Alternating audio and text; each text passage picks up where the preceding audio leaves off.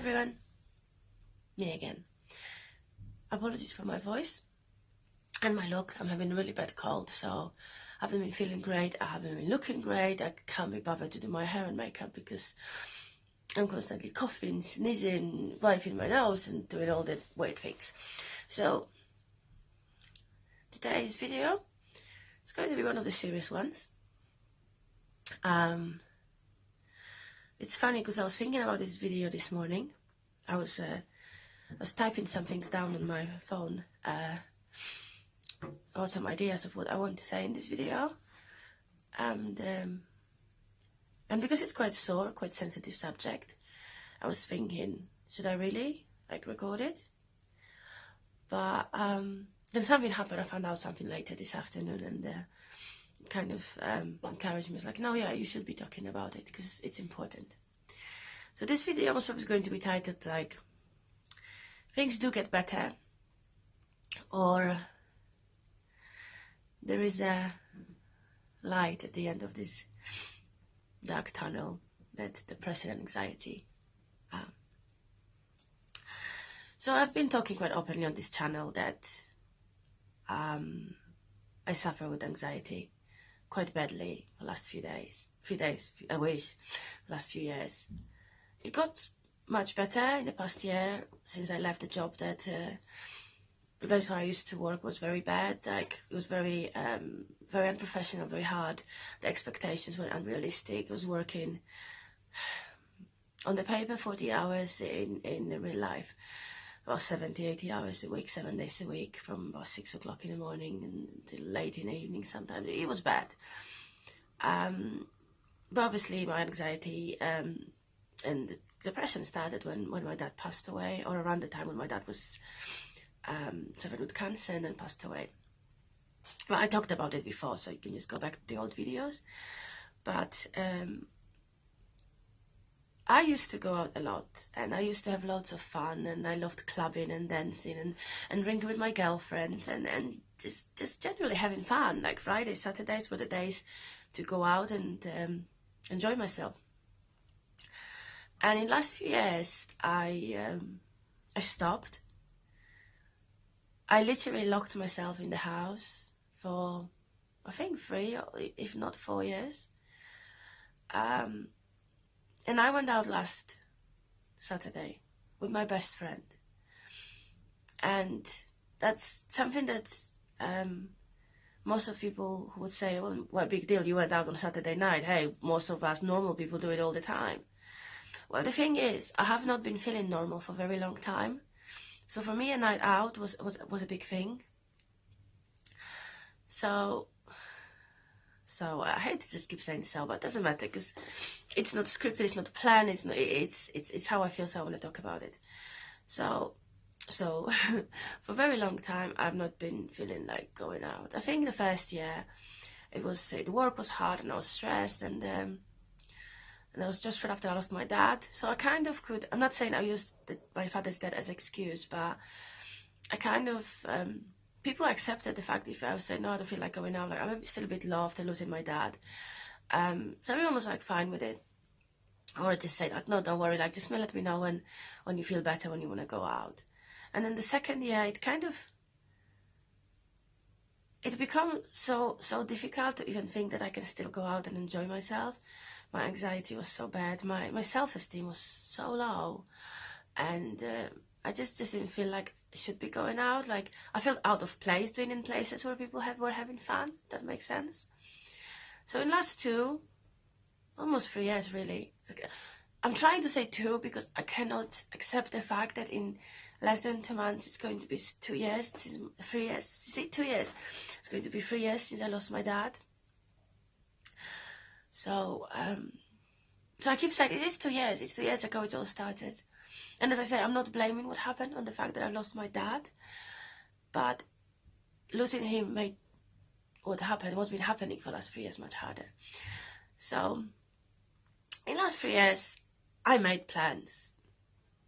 God, I made plans. I'll bump into people on the street and they'll say oh, come on, we have to go out. I'm like, yeah, just message me.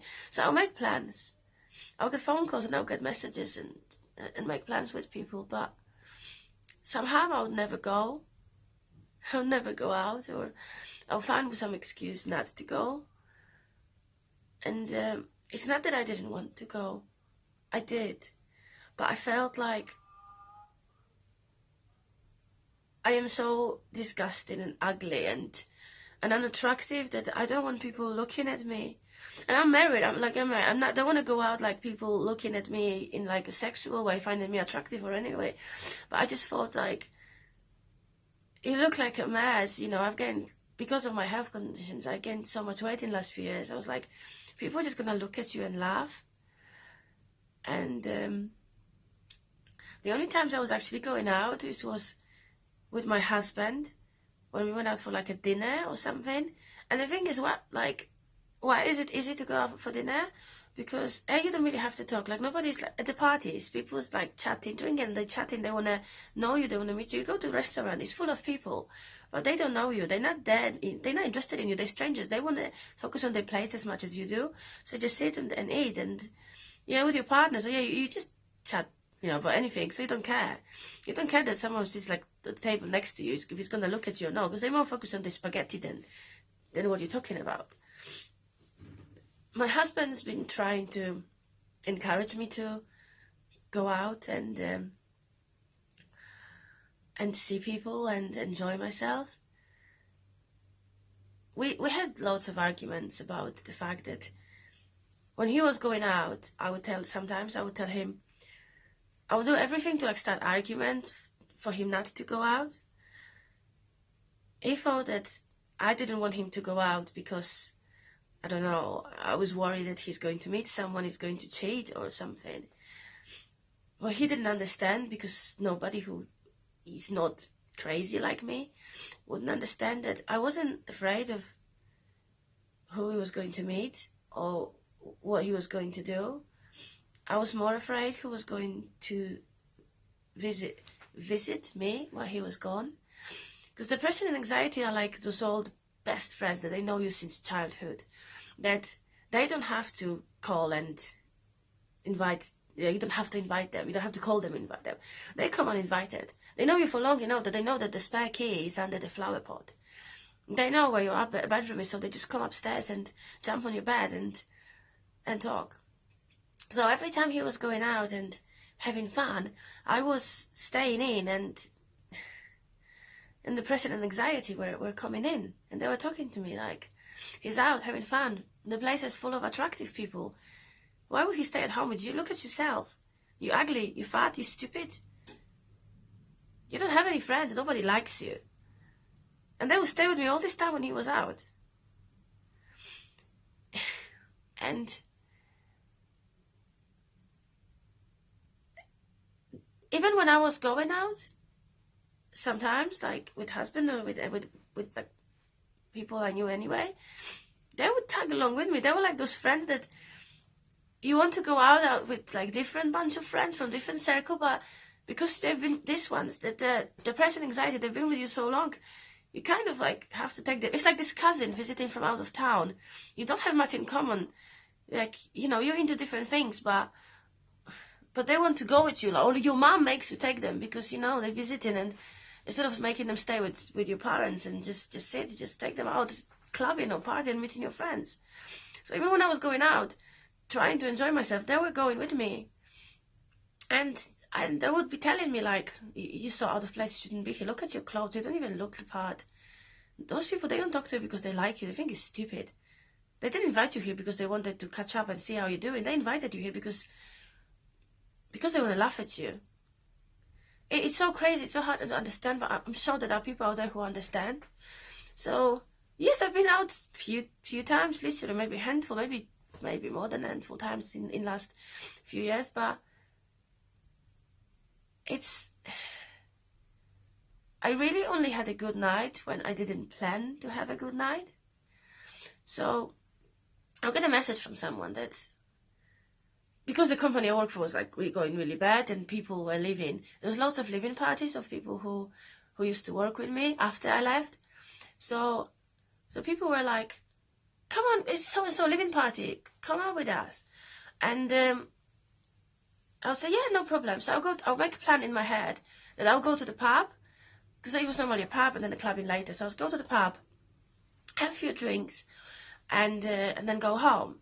Because in the pub, you could kind of handle it. It's noisy and loud. You talk to 2 or 3 people that sit there closest to you.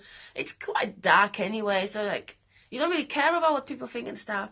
And I'll have it in my head. I'm gonna go, and I'm gonna have fun. And then there's 2 voices in my head were saying to me like, "Well, don't stay too long because like don't get too drunk because you always act stupid when you get drunk, and don't do these things like."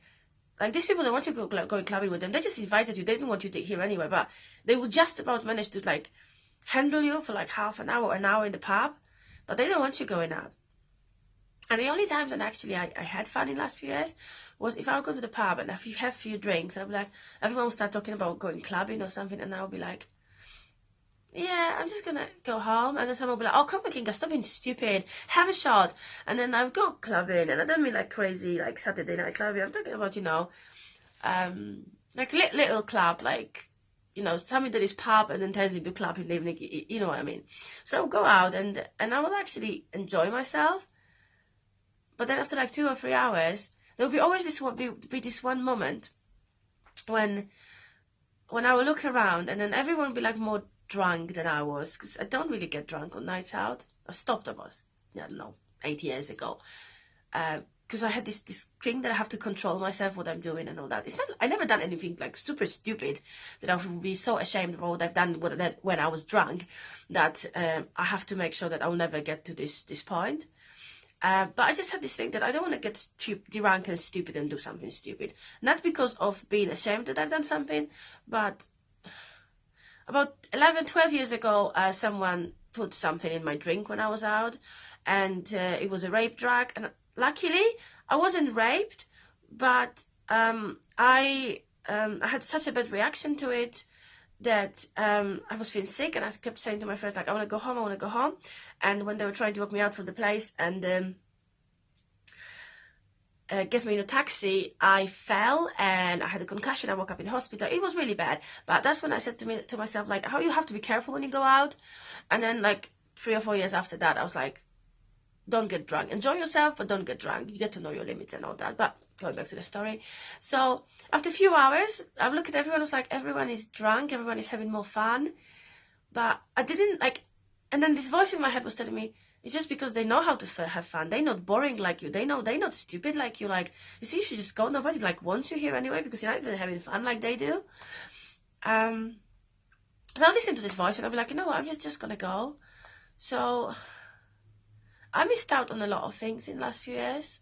And I'm not saying that what I'm just about to say is like I had this huge moment of finding out that like I have to go out now and enjoy myself and I can do it now, because no, I can't. Those 2 bitches, they still like here in the room with me even now, trying to stop me from saying what I'm trying to say in this video. But my husband was going away for a few days this week for stag do, and I actually, for the first time in forever, made a plan that I am going to go out and enjoy myself. I messaged my best friend, who I don't see a lot. I don't see her enough, and I know that I have to make more effort to see her because she's been with me through the worst time of my life. And yeah, I love her. I want to see her, but we used to meet up like every week or every other week, go for lunches, go clubbing, go for cocktails and just do the 4 things that friends do. And I'm still so surprised that she's still my friend, even though I changed into this very boring person who hardly ever go out and get in touch and just text, because that's much easier, because nobody sees that, you know. It's so much easier to put a smiley face on a text message when you're telling someone the story or someone else telling the story than actually pulling the smiley face when someone is sitting in front of you and you want to die inside, if you understand what I mean.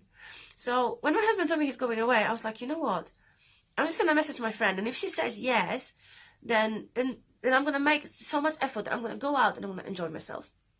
And if she'll say no, then nothing. I'm just going to sit at home and spend the weekend alone. You know, nothing new. I knew that depression and anxiety will be there. So I messaged my friend, and like by some amazing like lag, she just told me I'm actually off whole week. So yeah, let's do something this weekend. So the minute she said yes, I was so happy. I was like, I'm gonna do something. I'm gonna be like normal. And I know that I shouldn't be saying normal or not normal, because, you know, I shouldn't, but like, I'm going to do something that other people do.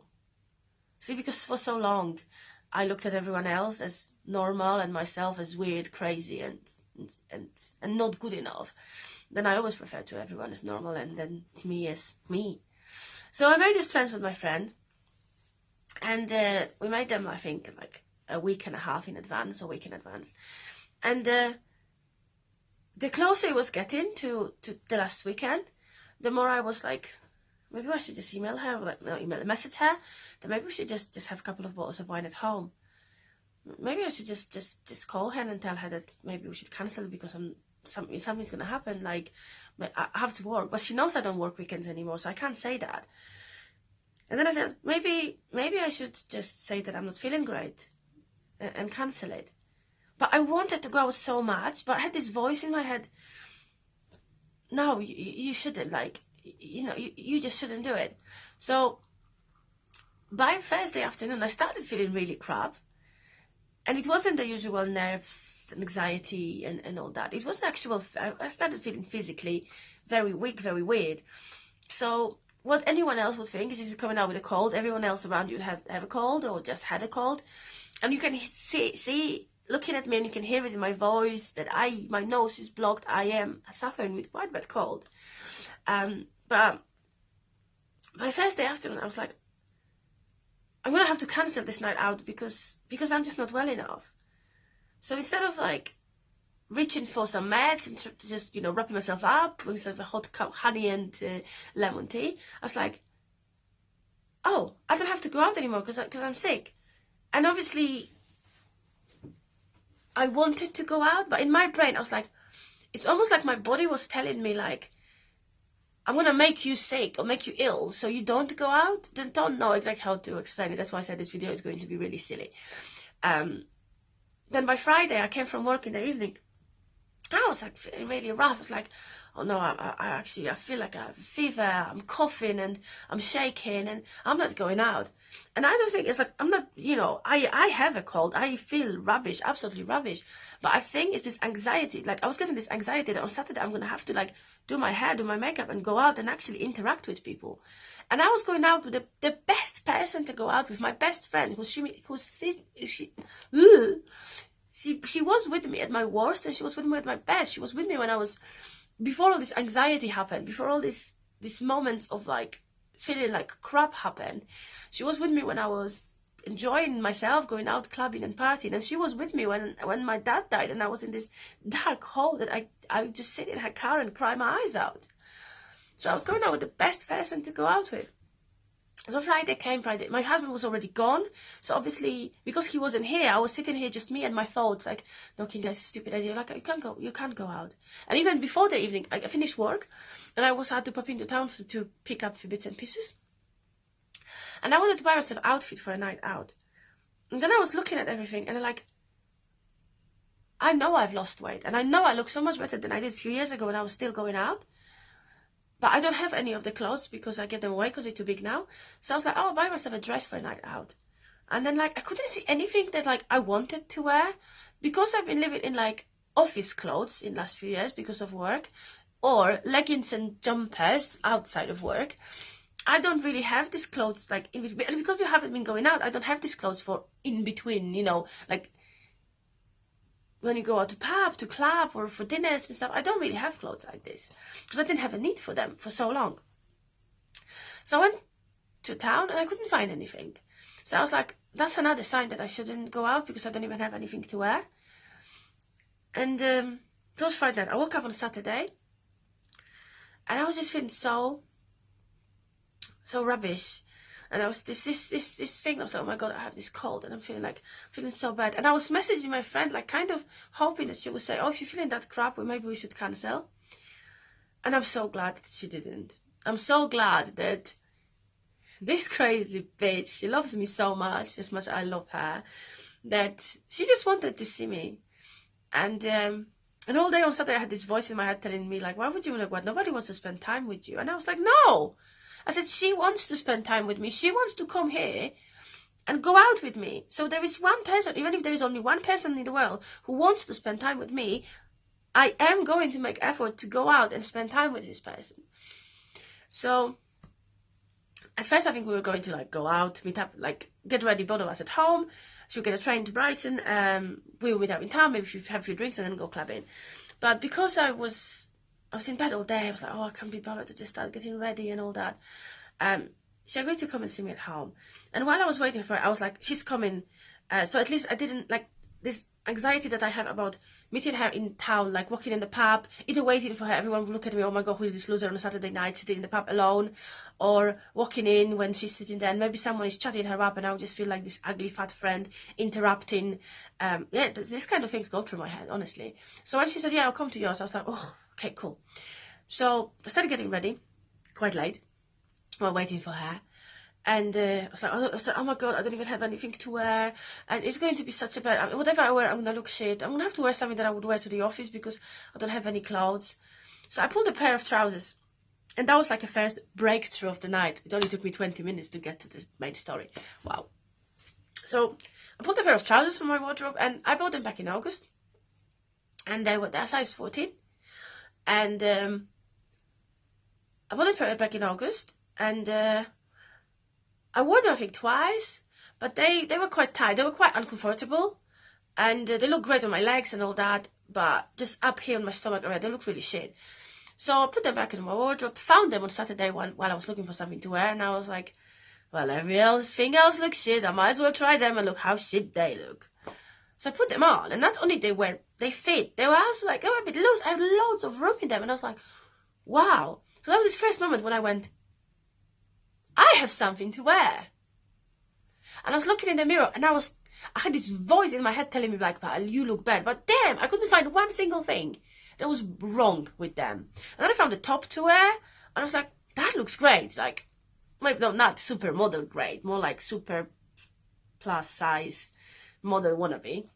But I put that outfit on and for the first time in so long, I put the outfit on, knowing that I'm going to go out and see people. And I felt good. Not amazing, but good. And then my friend came, and then normally when I'm going out, either with my husband or with anyone else in this situation, I'm either alone when I'm getting ready, or I'm getting ready and like watching YouTube at the same time and stuff like that. And why I do stuff like that while I watch YouTube, to not hear this voice in my head telling me like, your makeup looks shit, you look really crap, you're not even gonna enjoy yourself, blah, blah, blah. So having my friend here sitting right next to me, talking to me, having a drink and laughing while I was getting ready, by the time I finished, it wasn't the best makeup I've ever like put on my face. It wasn't the best hair I ever did.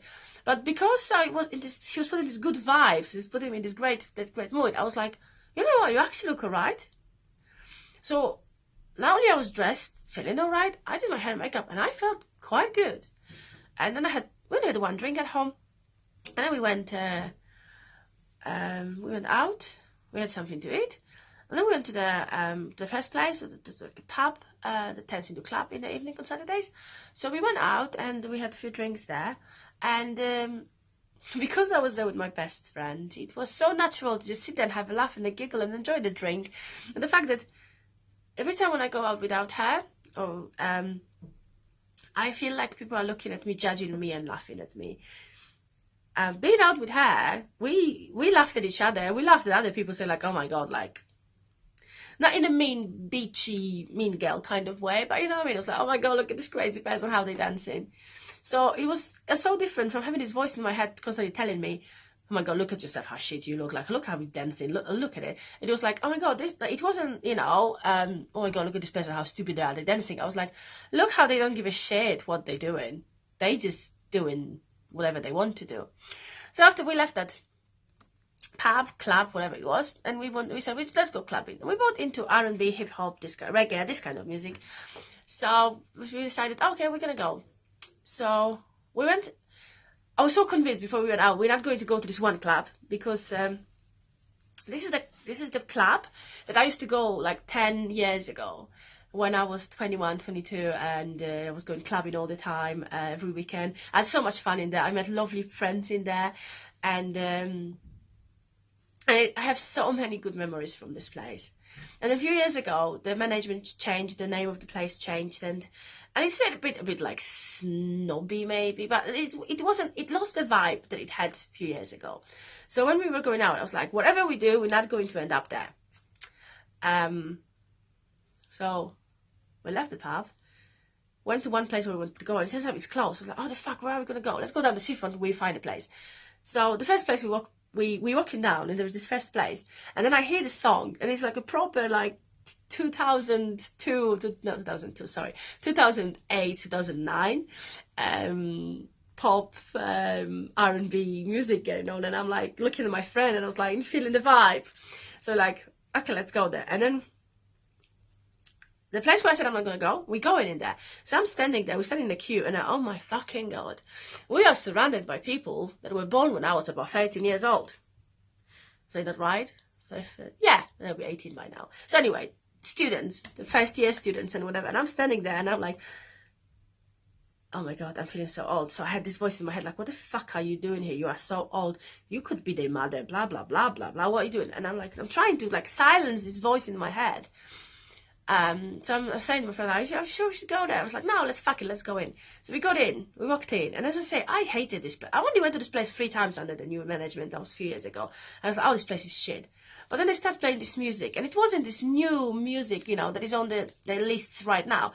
There was this proper music from like years ago when I had all this fun going clubbing, when I was, you know, young and carefree and all that. Just and all this music put me in this mood when I wasn't thinking about myself as this Kinga who's been locking herself in for so long, being depressed, being upset. I was looking at myself, my God, I almost felt like this young girl from 10 years ago, having fun, just coming out on a Saturday night, drinking with my friend. So cutting long story short, I had, well, lying, that story's been going on for half an hour, but I had the most amazing night I could think of. It wasn't the best night I had in 3 years, because all my nights were shit in the last 3 years. I maybe had 2 or 3 good nights. And I got married a year and a half ago, and that wasn't a great experience because of 2 voices.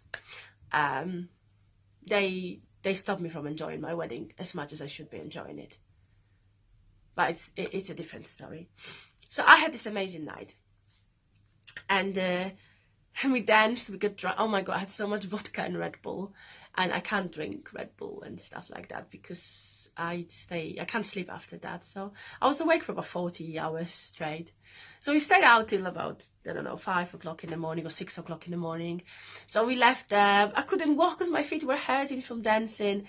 And obviously we ended up in the stupid like chip shop buying chips in the middle of the night because you have to have them after the night out. And, you know, I have to tell the taxi driver, oh, I promise I will not eat them. And then we had this weird conversation with the taxi driver. And then we got home and we stayed up the rest of the night just talking about all the things how we enjoyed the night out and how much fun we had. And I just felt for the first time in so long, I just felt like it's not the voices that I hear all the time. I'm crying. It's not these voices that control me. And I know that night is not going to mean that I'm back to normal now, that I will not have these voices in my head, that like I lock the doors and I remove the key so that depression and anxiety can't come anymore and talk to me, that I am not good enough and all that. Because they will, and I know they will. If I close the doors, they'll come through the window. They know the way. But that night was the first time when I had all these voices. I cancelled so many things in the last few years. I lost touch with so many people because there's only a amount of times when someone can ask you to meet up and you cancel, blaming work, not feeling great and stuff. How many sickness bugs you can have? Come on. But that night just made me feel like, you know what? I can go out and I can enjoy myself. I just have to make sure that if this voice is in my head talking so loudly that I shouldn't do it, I have to play a good song, like Bodak Yellow, for example, much louder than them, and get myself ready, put my pretty girl's clothes on and go out and enjoy myself. So the whole point of this video is to say that things do get better, that the dark hole or dark cloud that I always said that is hanging over my head, you can get rid of it. It's not that easy. It's damn hard. But you can.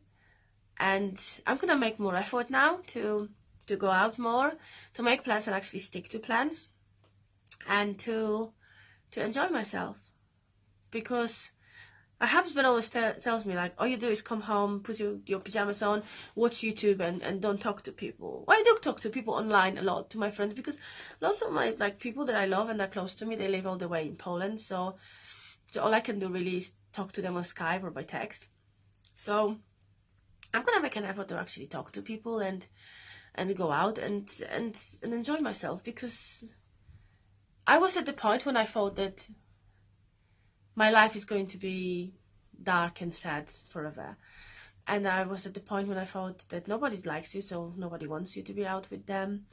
And I was at the point about a year and a half ago, when I didn't want to be here anymore, because I felt so worthless, so ugly, so unloved. Even if there are people who love me. I know my husband loves me, my mom loves me, my family love me, my friends love me.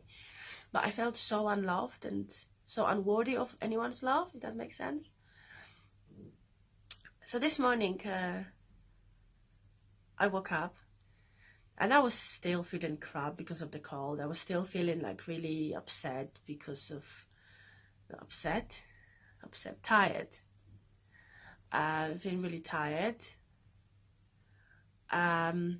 But I was like, you know what, it's going to be a good day. And I had a good day at work, even though I had to stay an extra hour, which I wasn't planning to do. So I went to do my shift, the shift an hour early, to finish an hour early, but I ended up staying an extra hour. So that's fine, I'll claim my time back. So when I was at work today, I found out that someone that I know, and I'm not going to mention any names or situation would happen, but I found out someone who is younger than me, who I know, tried to kill herself. And up until a couple of hours ago, I didn't know if she actually died or not, because we're not friends, we're not in touch. That's just someone I know. And just finding out that someone who's younger than me, who's got family and, you know, people that love her, could do something like this, it really made me feel like, oh my God, I know how dark I was, what dark place I was just thinking about doing something to myself. How dark that cloud over her head was to actually do it. But now I found out now she's alive. She's hopefully she's gonna be fine. But it was just it's like everything sort of aligned today. Like me waking up in the morning and coming to the realization that things will get better, and I just have to take more control over my life and don't let my anxiety take over so much as I did for last few years. And to find out that someone who was younger than me, and, you know, looking from the outside, you think that she had everything she needed, try to feel like I can't go to this dark place anymore. So I'm making an effort now, or I will be making an effort to do things in my life, to go out and enjoy myself, and to be happy, because you can get happy, and you don't have to let yourself get to the place where you think that your only choice is killing yourself, because it's not your only choice. It's the worst choice you can make, because it will silence the voices in your head if you kill yourself. Because at some point that's what I was going to do. To silence my depression, anxiety. I was going to just end my life. But losing someone you loved, and I know from experience after losing my dad, wakes these kind of voices up in heads of your loved ones, your partners, your siblings, your parents, your friends. And I wouldn't like, after what I went through in last few years, I wouldn't like this kind of voices to go through any of my loved ones' heads and your loved ones' heads. So even if you're in a dark place, just think that there is always light at the end of the tunnel, and things will get alright. And maybe I'll start posting happier YouTube videos about Happy Kinga. Fingers crossed.